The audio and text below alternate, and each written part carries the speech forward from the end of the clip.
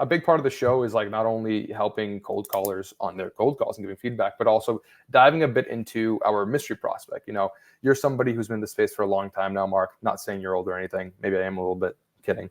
But you've been in sales intelligence for 10 years. You started off in sales in the medical device industry, right? And it's just, you know, been an incredible journey. And I met you a couple years ago while you were already up there, right?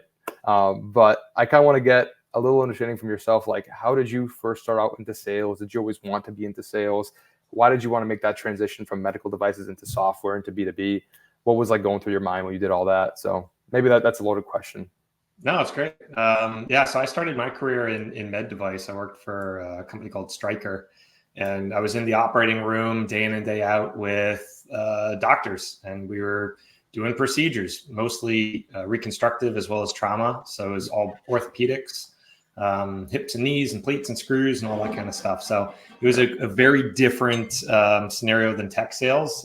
We're out in the field, driving to cases and showing up and helping docs through the procedures during the day. So very, very different speed. Did it for about 3 years and always knew I wanted to get into tech. Always wanted to be a part of that.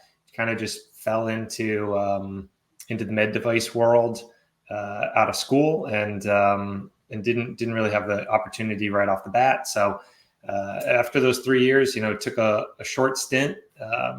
Reached out to it was a no-name company really at the time, a small company called ZoomInfo out of Waltham, Massachusetts, and joined when it was a little over 10 million in revenue or something like that. So very, very early on at the ZoomInfo ascension, I'll call it, and learned a lot over the past 10 years, but stayed almost exclusively within the data space in particular, which is a heck of a lot of experience, and it's been a fun ride. Yeah, absolutely. I feel like when you were doing door-to-door sales, it's such an interesting idea of, selling med devices, going in person, because like us in tech, the majority of our audience who, logs on and watches these episodes, like the majority of them are in B2B tech sales, right? Some of them don't really have experience going door to door. And I feel like it's a whole different world of rejection, really. Like, I'm not sure what you think. For me personally, like I used to do door to door for a smaller company here in Boston back when I was in college, and getting the door shut on your face is never a fun feeling. I feel like it holds a bit more of emotion than when somebody hangs up the phone on you. But I don't know. What did you think when you were doing it? Is a very different experience. I wouldn't consider orthopedic reps to be straight door to door. Like we were very well known in the at the hospitals. Everyone knew us. We would show up. It was more of a service sale, though. We were competing for doctors' hip to knee business and that kind of thing over long periods of time. So it was a trust, a relationship build, and a service build. How well can you service that doctor? Door-to-door gigs, when you're, pounding the pavement, knocking on doors and doing that kind of gig, I got lots of respect for those folks. This was definitely not that, but the transition to tech was still an abrupt one. It was very different. I remember showing up to the office in my early days as an early AE, and I'd get there like 7:30, something like that, and I'd leave at like 8:30 at night, and I'd call up my wife and say, like, I'm gonna be home for like a late dinner. Like this is great. Like, and I was inside all day just making calls. Like it's been so much fun, and it was very different ball game than waking up at like 4:30, getting home at like 11:30 at night, getting a 2:00 polytrauma case that you got to go fix at the hospital. So very different ball game. Lots of respect for the orthopedic crowd. Lots of respect for outside sales reps, but inside rep, not only I could get so much more accomplished during the day. I like the strategy aspect of it as well. So really like inside.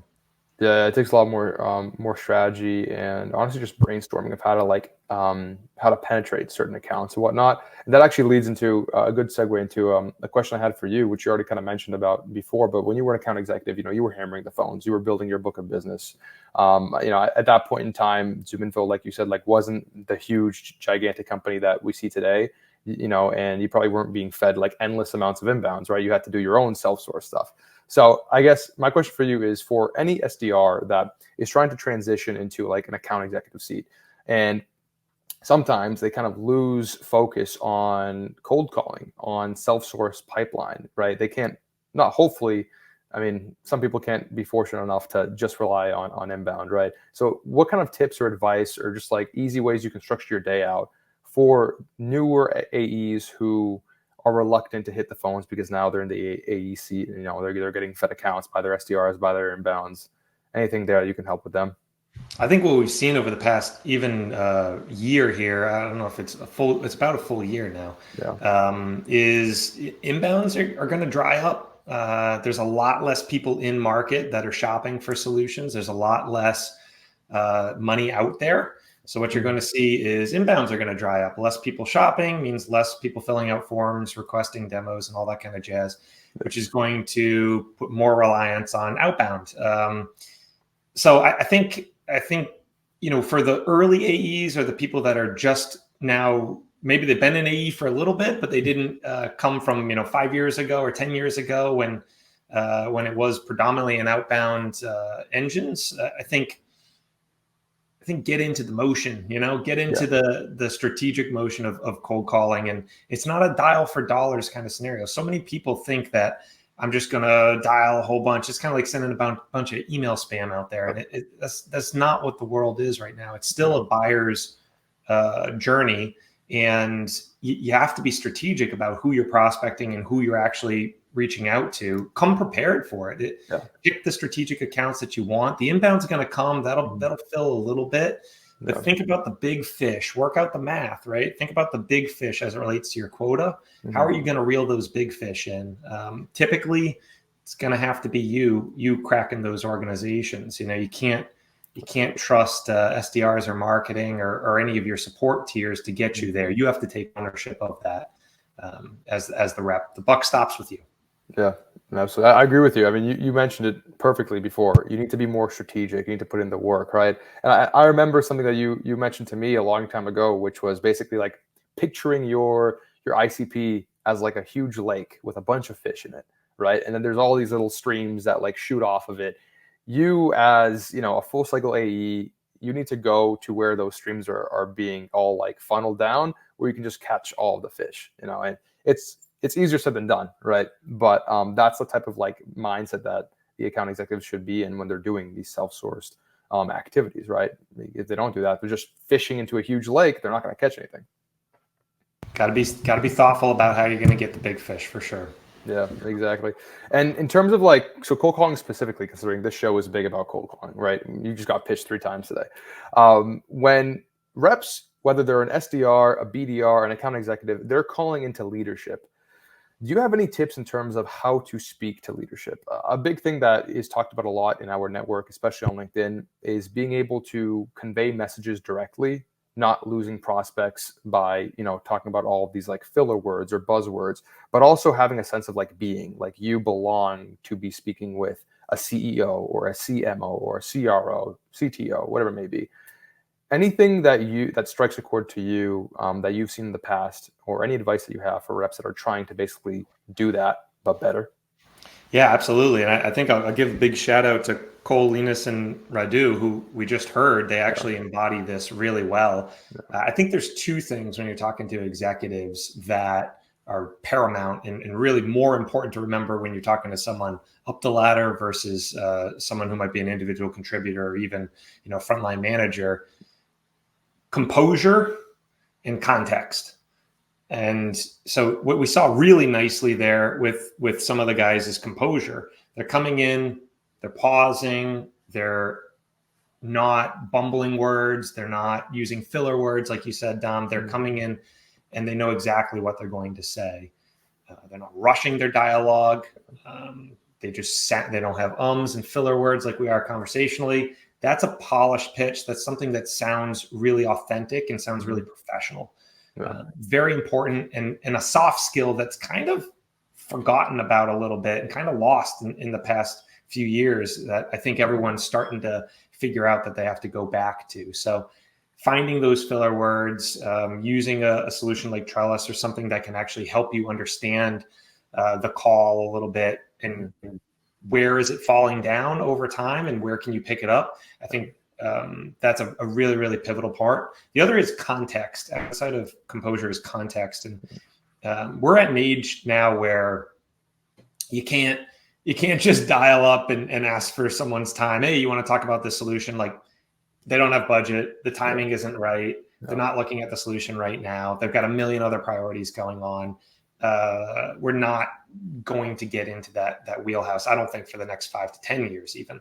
I think we're in a scenario where you need to be bidding for the renewal, bidding for the conversation. When is the appropriate time? Certainly, that's a big piece of their business, the solution that you're selling. When is it appropriate to reach out around this? Want to throw our hat in the ring? When can we talk about it? Now is probably not ideal. Have the context going into the call, have an understanding also that you're not top priority for this. You're likely not top priority for this prospect, and be respectful of that, right? But try to understand when is the right time. Yeah. It's tough. We're in a very tough market right now. And like you said, like no one is actively looking for solutions. No one's job description is to be just a vendor acquisition person and just go out and buy all the solutions under the sun. We live in a completely different era.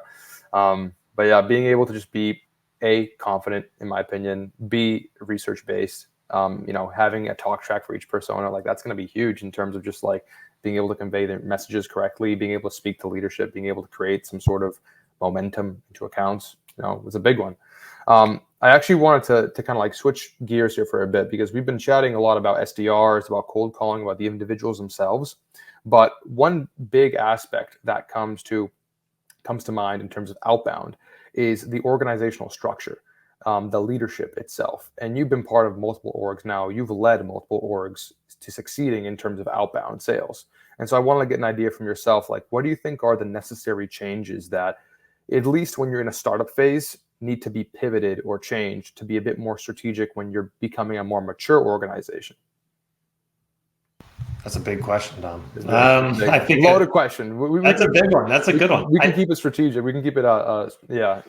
No, I think it's a valid one, though. I think organizations, I don't want to sound like a cop out, but orgs have to do what works for them. Yeah. And there's no business that is perfectly identical to another. I've worked for a lot of companies that are similar on paper, but they're very different organizations. And you can't take the same playbook and just rinse it. It's not going to work. Times have changed, things different. I think broadly speaking, when you think about waves of buyers and how they've changed over the years, I do foundationally believe, and this will probably be no surprise to you, that picking up the phone and mediums around direct human-to-human interaction, whatever that happens to be, in my world, it's calling people, inside sales in particular, it's calling folks.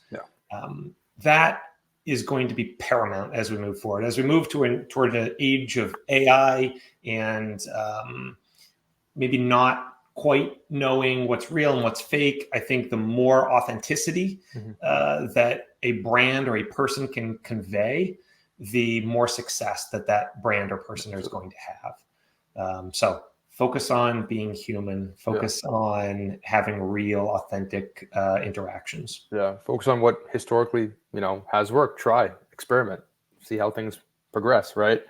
A big key point that you already mentioned many times is pick up the phone, right? Have those conversations. The phone has been, at least for me, the easiest way to talk to people and get a conversation going faster. I don't want to wait all day for an email reply. I don't want to wait all day for somebody to connect with me on LinkedIn, right? I've tried various different channels, but the best one by far has always been cold calling, which is a big part of your business now. I mean, you've been in this space for so long, right? And you recently just started Upcell. I don't want to give it away, right? I kind of want to have you speak a little bit as to what is Upcell? Why did you start to begin it? But a big aspect is, the phones, they work, right? But I'll let you take it away. Yeah, that's it. I mean, we built Upcell because we felt the market was going in a bunch of different directions, and a lot of the historical organizations out there were really horizontalizing the tech that they were building. And we wanted to be laser focused on providing the best, highest quality contact data specifically to enable prospectors to be able to have more conversations. The one data element that we're really hell-bent on is accuracy and quality of mobile phone numbers in particular. So like you said, Dom, connecting with people is going to become even more paramount than it is today. And having that mobile phone, in particular, that cell phone number of your prospect is it's going to be gold. And we're having, obviously, the market in general is having so much success on calling mobiles and cells. Direct dials have kind of fallen off a cliff over the past 5 years here with COVID. No one's in office. You're not in office. I'm not in office. I'm at home.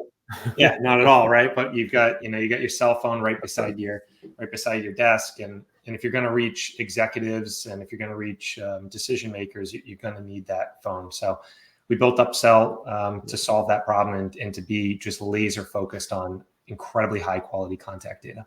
Absolutely. Yeah, no, you bring up all valid points. Like you need to get to your contact as fast as humanly possible and be direct. And the only way to do that is to hit them, on something that they're using every day, which is their literal cell phone, right? But now that you're a first-time founder, CEO of Upcell, right? I bet your day-to-day looks a bit different than, when you were a VP of sales or when you were a CRO, or especially when you were, an account executive just getting started out.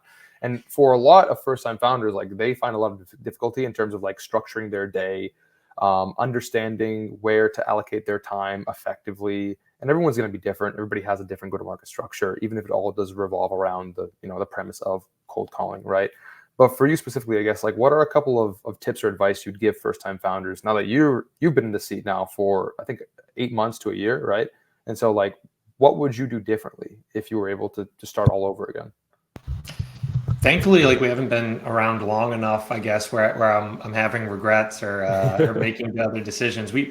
I think the big advice that I'd give is, and again, it's going to sound generic if you've listened to a lot of ex-operators talk about it or successful founders talk about it, is surround yourself with people that know whatever you lack very well.